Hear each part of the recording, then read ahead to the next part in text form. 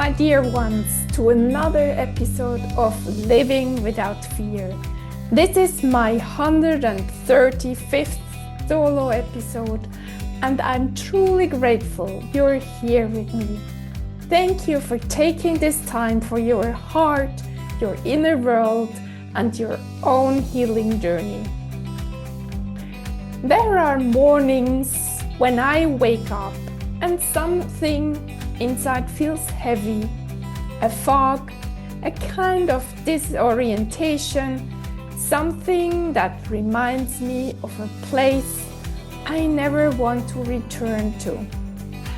I lived in that darkness for many years, with antidepressants, countless therapy sessions, and the deep fear that this state was simply my destiny. I don't want to go back there. And I know many of you feel the same. Right now, living in Switzerland at this time of the year, the sky is often gray on gray. The days are short, the rain rarely stops, and the sun hides for what feels like forever. And maybe it hits me harder this year because I just came back from 2 warm golden weeks in Egypt. Summer sun, light on my skin, warmth in the air, everything my soul loves. Our bodies remember that kind of light. They hold it in their cells like a quiet treasure. And when we return suddenly to coldness and dim skies, our system needs time to adjust. It is not weakness, it is simply nature. Our nervous system reacts to contrast, and sometimes all it asks for is gentleness, softness, understanding. No wonder my body protests a little when it wakes up under a cold silver sky. But these mornings, they don't mean I'm going backwards. They are simply signals. And this episode is for all of you who also live in places where winter can feel long and colorless. Because there are ways to move through it gently, lovingly, without medication and without sinking into a dark hole again. When I wake up with that first uncomfortable feeling, I don't fight it anymore.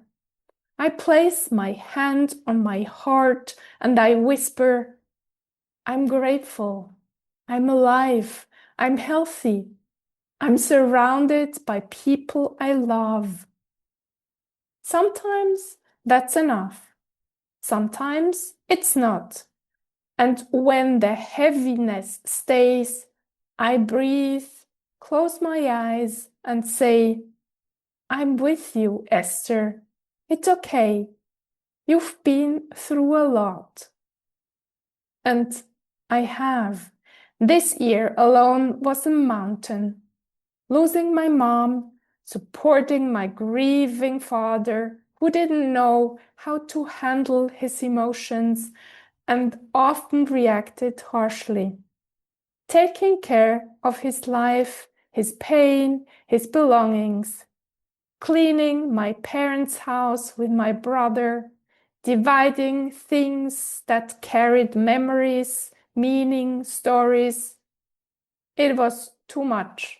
And I handled so much of it alone because I believed I had to be both mother and father to myself.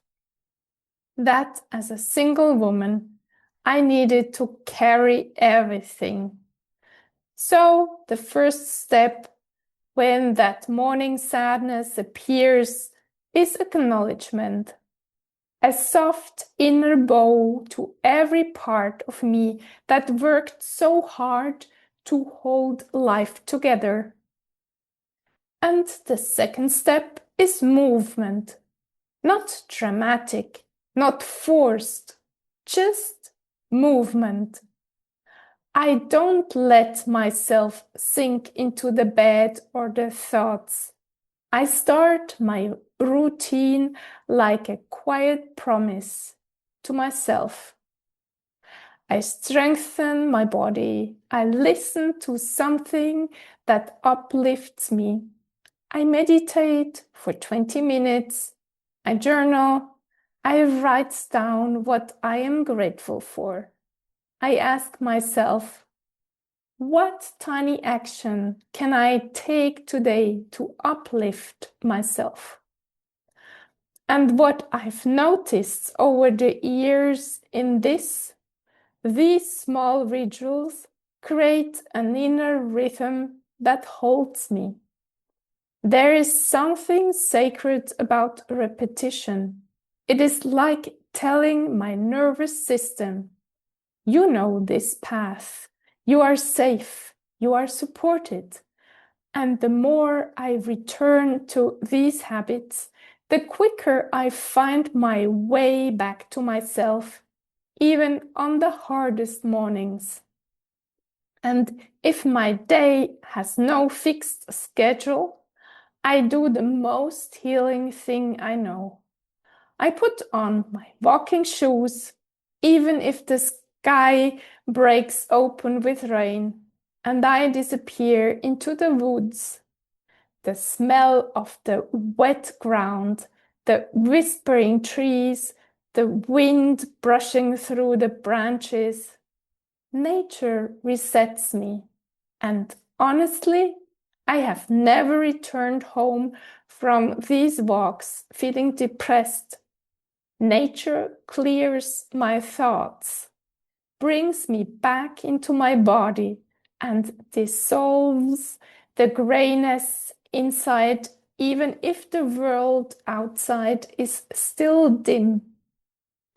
To nourish myself even more, I listen to inspiring voices, podcasts that ignite hope, stories that remind me that life is still beautiful, that I am still growing, still discovering, still allowed to reinvent who I am. And then something happened today while I was preparing this episode. My doorbell rang. A young woman stood there in the rain, asking for anything: money, clothes, something for her 2 children. She looked so lost, and I felt her pain immediately. I found a winter jacket I no longer wear and some toys from my sons, things I plan to bring to the second-hand store today. And when she put them into her bag, she gave me a shy, fleeting smile, a tiny light in the rain, and my heart warmed. I felt my entire state shift. Sometimes the quickest way out of our own heaviness is a simple act of kindness. Maybe today, if you're feeling low, you could give a few coins, buy someone a coffee, hold a door open with a smile, or let someone go ahead of you in a queue. Maybe you could send a little message to someone you love. I'm thinking of you. I appreciate you. I love you. Maybe you could check in with someone who's ill, someone who feels lonely, someone you haven't seen in a while. And compassion doesn't always look grand. Often it's the quiet gestures, a soft, "How are you really?" a warm nod to a stranger, a moment of patience when someone moves slower than you'd like. These tiny threads of connection pull us gently back into life. They remind us that we belong, that there is warmth in this world, even when the sky is cold.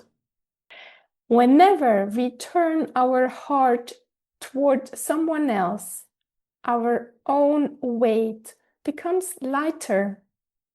Here are a few more gentle ways to lift your spirit on gray winter days. Light a candle and play music that reminds you of summer. Take a warm bath with essential oils like orange or jasmine. Create a small ritual of beauty in your home, a corner with fresh flowers, a soft blanket, a favorite poem. Write a letter to your future self. Dance for 2 minutes in your kitchen, even if you feel silly. Learn something new, something tiny, like a phrase in another language. Plan a trip or a daydream adventure. Call someone who makes you smile. Cook something nourishing and colorful. Declutter a single drawer and feel the relief of space. Wrap yourself in a coat and step outside for 10 breaths of real air. The most important truth is this: you can change your state. And when you do, everything you touch that day changes with you. Your decisions, your energy, your relationships, your purpose. I couldn't do that years ago when I was depressed because I didn't believe it was possible. I told myself the story that depression lived in my family for generations and that I had to live with it too. But that wasn't true. The shift was never going to come from outside. It always begins within. And my dear ones, if I was able to change my life from deep depression to inner strength, joy, and emotional freedom, then you can too. You are not stuck. You are not destined to stay in the gray.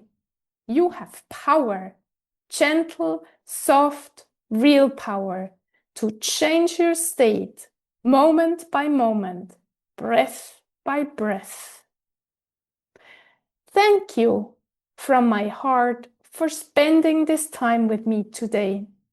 If this episode touched something inside you, share it with someone who might need a little light.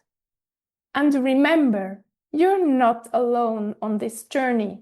You are stronger than you think, and you carry so much beauty inside. And if you feel called to go deeper, to shift your state with more ease, or to transform something that has been on your heart, you're warmly invited to connect with me. You can book a free coaching session through the link in the bio. I would be honored to walk a little part of your journey with you. I send you love, courage, and a warm ray of sun for your day. Until next Thursday.